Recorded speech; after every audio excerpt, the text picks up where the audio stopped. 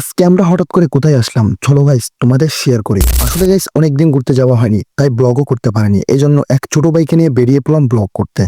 তো রাস্তায় যাওয়ার সময় দেখি ছোট ভাই এই কারটা দেখে পাগল হয়ে গেছে, মানে তার নাকি কার নিয়ে পিক তোলার অনেক শখ। তো যাক, তার শখটা পূরণ করলাম, তাকে পিক তুলে দিয়ে আমরা আবারও হাঁটা শুরু করলাম গাইস।